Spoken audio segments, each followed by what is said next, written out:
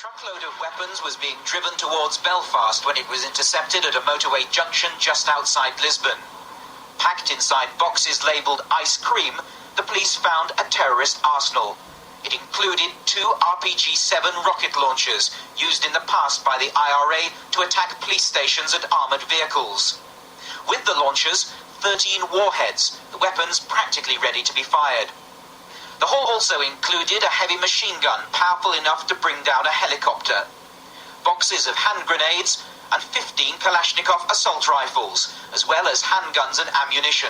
There's strong speculation the weapons were shipped to Ireland from Libya. The police believe the I.R.A. still has a considerable stockpile of weapons, but security sources see this latest arms find as evidence that cross-border cooperation is working and is putting pressure on the terrorists to move their arsenals or use them before they're uncovered. Paul Davis, News at 10. Machine guns put on show today by Irish police were found just south of the border. The I.R.A. ceasefire is holding, but these underline the provisional's capability. They're the kind of weapons most people want handed over voluntarily.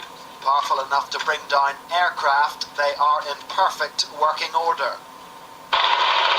Several years ago, an Irish television crew happened upon I.R.A. men using such weapons in South Armagh. Only once has an army helicopter been brought down, and it was not on this occasion. Last night in West Belfast, Republican dissidents opened fire on a police station. Minutes later, the R.U.C. stopped 2 cars, a rifle and handgun were found, and several arrests made. At Stormont today, Unionists said the attack and the arms find vindicated their position on decommissioning. They insist the I.R.A. must hand over weapons before Sinn Féin can share power. The provisionals refuse to decommission, and the stalemate could further delay devolution.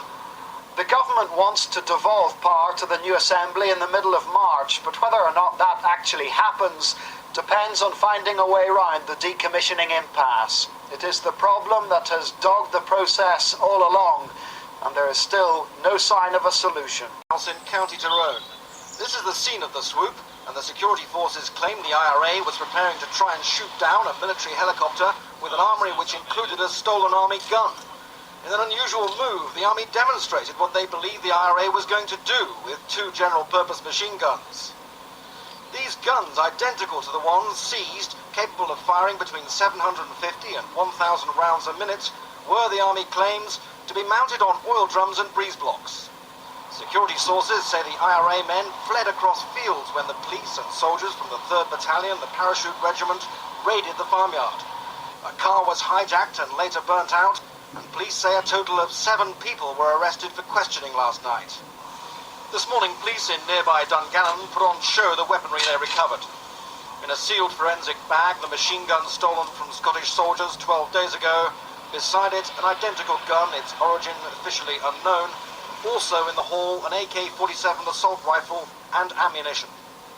The local MP said the security forces had performed commendably. There's no doubt about it. A lot of lives have been saved.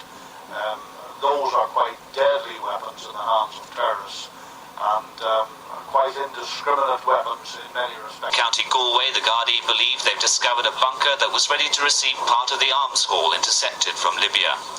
The police were led to the spot by a tip-off. It was so well camouflaged, it was virtually impossible to find. Tonight, the ITN camera was the first team allowed inside the I.R.A. arms bunker. Underneath the field, a concrete tunnel stretching for more than 100 feet. At one end, a large room with wooden armoury racks ready to receive weapons. It's exactly this sort of bunker which has been built for the 4 arms shipments from Libya, which intelligence sources know have arrived here. So far, the security forces have only found this bunker and no weapons.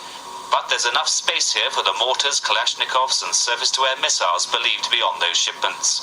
The bunker had been built to last. All the walls and the ceiling have been freshly concreted.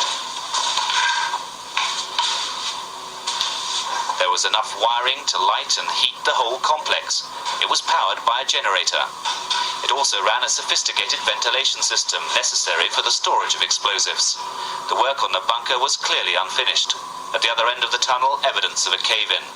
The bunker must have taken the I.R.A. months of intensive work, all wasted because of the combined